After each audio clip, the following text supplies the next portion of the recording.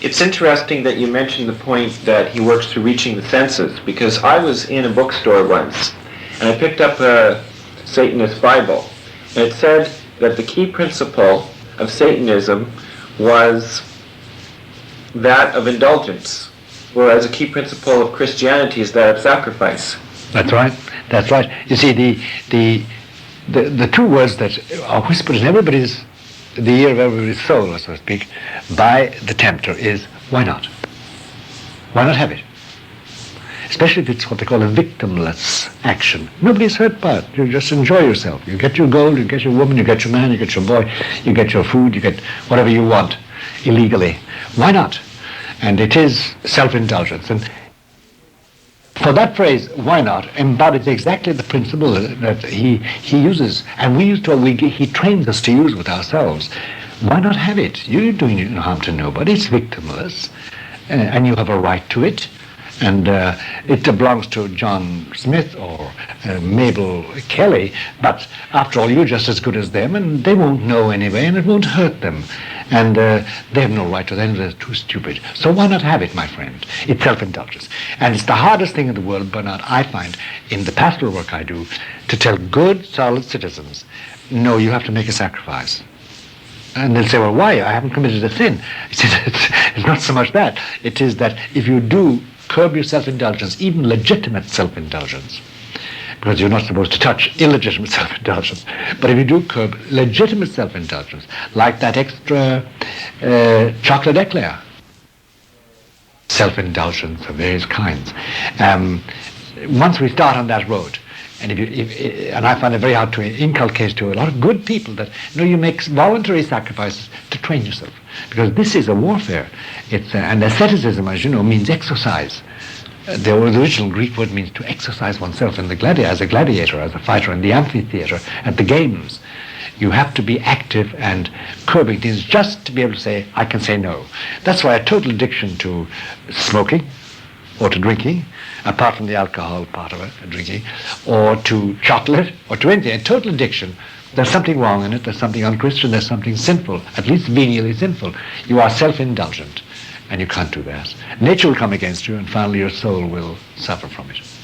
Let's move on now to the topic of exorcism and possession. And you wrote a book called Hostage to the Devil, actually a number of years ago. That's right. We'll bring out another edition of that, because although we still have a lot of copies to sell of the old edition and the paperback edition, we decided that we need a new preface, because things have gone...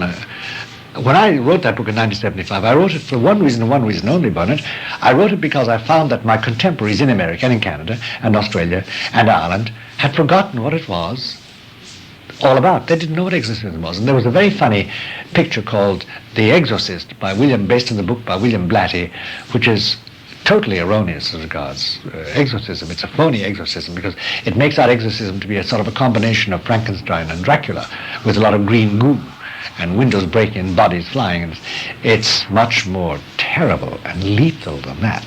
So I decided, since I was in exorcisms and in that field, doing a lot of work, that I would get, with permission, the transcripts of 5 to 10 exorcisms and publish them as such with a preface. I found, of course, I could only publish 5 of them because they were lengthy. Some of these exorcisms were 400 hours. Some of them were 5 days. Some of them were long. The normal exorcism takes, and nowadays anyway, the major exorcism takes anything up to 3 or 4 weeks. And we always take photographs, videos, and we take a tape recording of the whole thing. So I decided to publish that, and having published it then, in the northeast corner of America where I work in this field, we had about 40 major exorcisms per year, but thousands of minor exorcisms. Because exorcism is divided into 2 parts. First of all, let's talk about a little bit about possession. What happens is that somebody voluntarily gives their soul to Lucifer, in this sense that they consent to be his worshipper and servitor. It sounds as if nobody would do it, but thousands do it. And we can explain the process by which that's done. Anyway, comes the point of possession. And possession means that you no longer possess your own will. It's the will only. There is a myth that the devil enters into your body. The devil can't enter into your body because he hasn't got a body to enter your body with. Do you understand me? He's not a physical shape. But do you remember Hitler, that bold, bad man Hitler? He possessed the wills and the minds of millions of Germans. He never entered their bodies. He caught their will. So if I can control your mind and your will, I possess you. And the greater the greater the extent of my possession, the greater is my hold over you.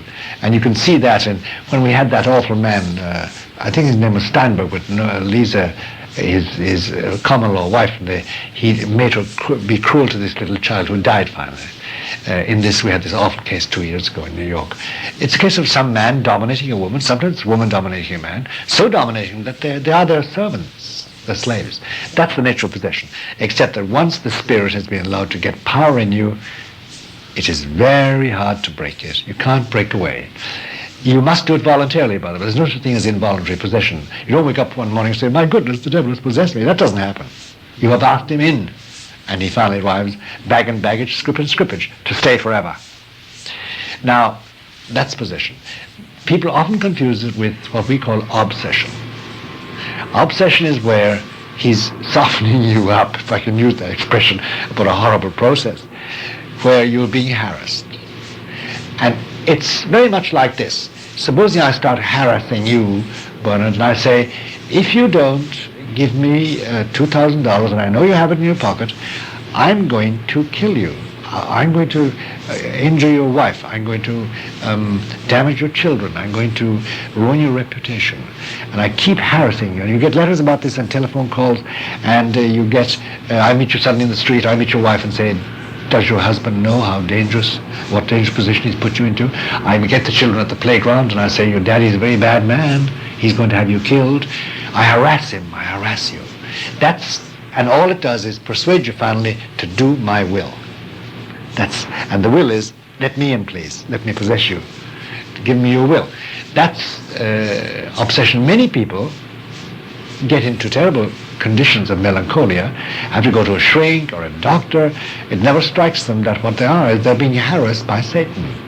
Sometimes it happens a man who is not very happy in his marriage, but it's fixed, he doesn't want to leave his wife, and he's harassed about another woman who is available. He's harassed and say, listen, if you don't take this woman and have an affair with her, sleep with her, have her as your mistress, you're going to break up physically. Your nerves need this. So it's harassing that point of view. So the harassment, we say harassment in America, but I was trained in England and Ireland, so I say harassment. I hope people understand the word. Harassment is another thing completely. That's obsession. You're besieged. Now possession is, once it sets in, is something from which you cannot extricate yourself. The only person that can extricate you is Christ. Christ normally doesn't do it directly.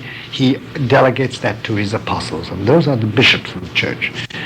And the bishops must therefore authorize every exorcism. Unfortunately, nowadays, most of the bishops I know don't believe in the devil. Or if they believe in the vague sort of principle of evil or something, they certainly don't believe in possession. They think you should go to a shrink. And they do send ordinary faithful to come.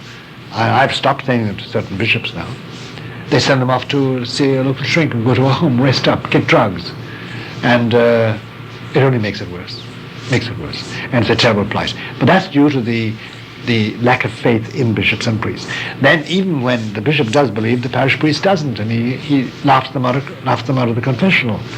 And Bernard, I could spend my whole life just talking to people about their possession and obsession and advising them what to do. It's one of the biggest needs today, and we can expand on why it's necessary today. Because there's I told you a moment ago, when I started in 1975 in this field, there were about 40 to 50, 60 perhaps, major exorcisms per day, per year, and there are thousands of small ones. Now, there has been an increase of over 750% since 1975, and that is terrible. And there's no sign of this diminishing. And unfortunately, Satanism and possession have taken a very ugly turn. They've become Satanist pedophilia. Let me explain that. In other words, the Satanist, and in this country alone, in America, in the USA, there are about, we know of 8,773 covens, that is, satanic groups, professionally devoted to worshipping Satan.